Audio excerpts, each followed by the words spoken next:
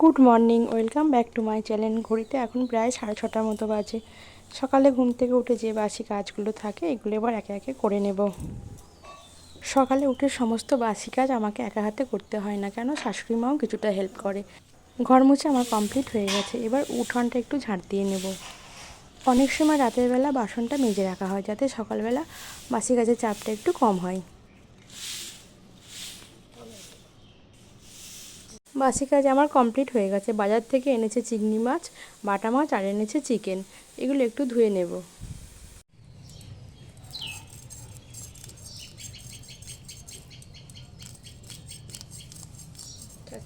বাসি কাপড় কেচে এবার চলে এসেছি রান্নাঘরে। আজ করব ভেন্ডি আলু দিয়ে চিংড়ি মাছের চচ্চড়ি, আরও কিছু রান্না করব। অন্য দিনের থেকে একটু রান্নাটা আজকে একটু বেশিই হবে, কেন আজ বাড়িতে আসবে আমার দিদি।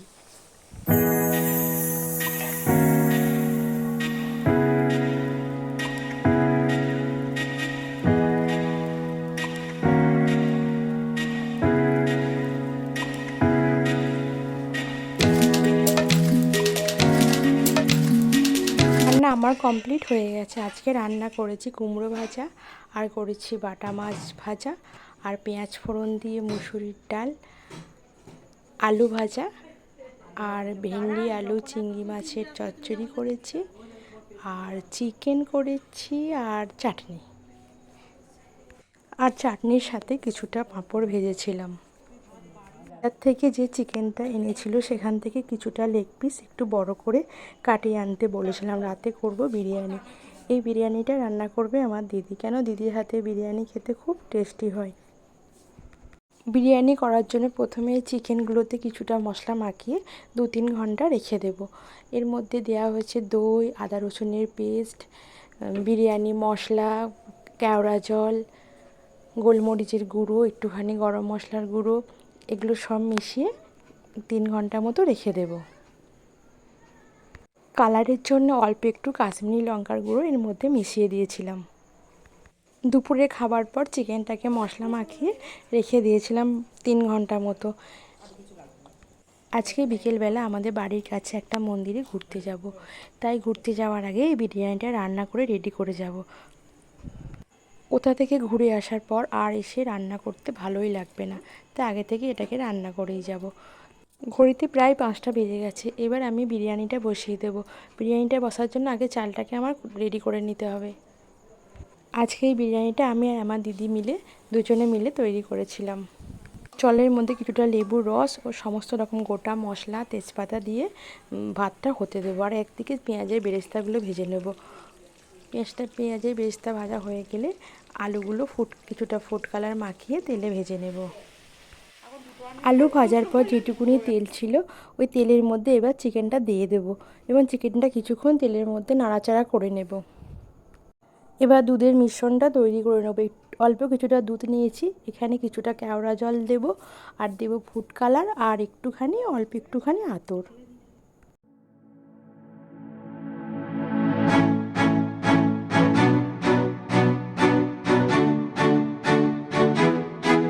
এবার একটা বড় মুখ চওড়া হাঁড়ি নিয়েছি, সেই হাঁড়িটা প্রথমে একটু ঘি দিয়ে গরম করে নেব। গরম করে নেওয়ার পর যে চিকেনটা বেশ কিছুক্ষণ কষিয়েছিলাম সেই চিকেনটা হাঁড়ির নিচে একদম দিয়ে দেব। তারপরে উপরে এবার ভাতের একে একে লেয়ারগুলো দিয়ে নেব। প্রতিটা লেয়ারের উপরে পেঁয়াজের বেরেস্তাগুলো দেব, আলু দেব, কিছুটা দুধের মিশ্রণ দেব, আর দেব বিরিয়ানি মশলা, অল্প একটুখানি নুন, একটু ঘি, একটু গরম মশলা। এইভাবে সমস্ত মশলা দিয়ে এক এক করে আমি লেয়ারগুলো দিয়ে নেব।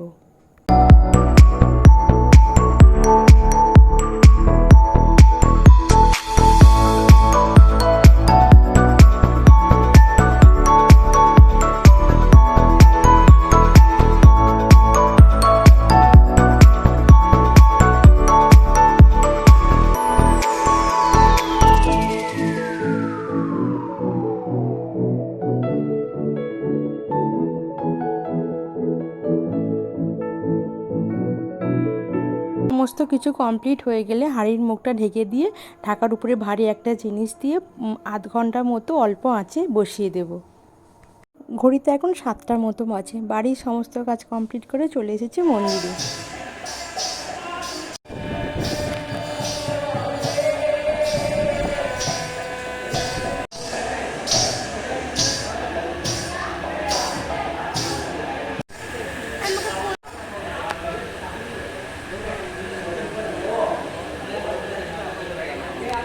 কাজ নেবে আয়।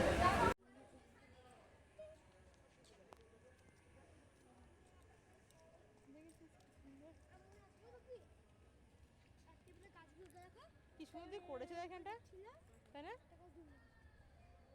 এদি এখন এটা তো বেশ ভালো তো, ম্যানেজারটা সুন্দর পরিষ্কার করে রেখেছে। ওর ওইখানটা ছবি তুললে ভালো উঠবে ছবি, আর পরে ছবি তুলবে ওখানটায়। এইখানটা একবার যায়। হ্যাঁ হ্যাঁ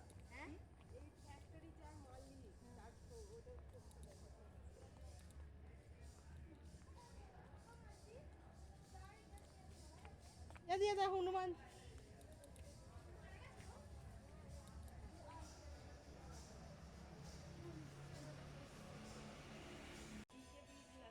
হ্যাঁ লেখা আছে।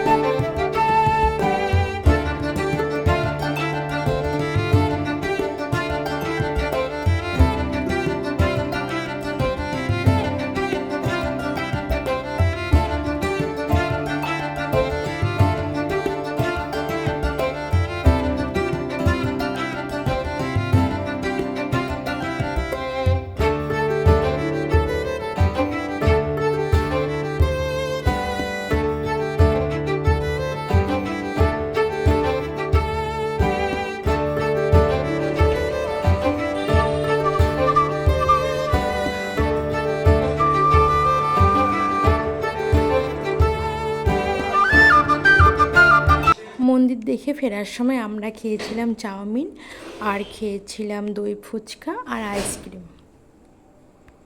আমার ছেলে দই ফুচকা খায়নি, ও খেয়েছিল জল ফুচকা। মন্দির থেকে আমরা রাত 8:30টার সময় বাড়ি ফিরে এসেছিলাম। বাড়ি ফিরে এসে রাতে খেয়েছিলাম যে বানিয়ে রাখা বিরিয়ানিটা খেতে খুব সুন্দর টেস্ট হয়েছিল। আজকে আমি এই বিরিয়ানি খেতে খেতে আমি আমার ব্লগটা শেষ করছি। সবাই ভালো থাকবেন, সুস্থ থাকবেন।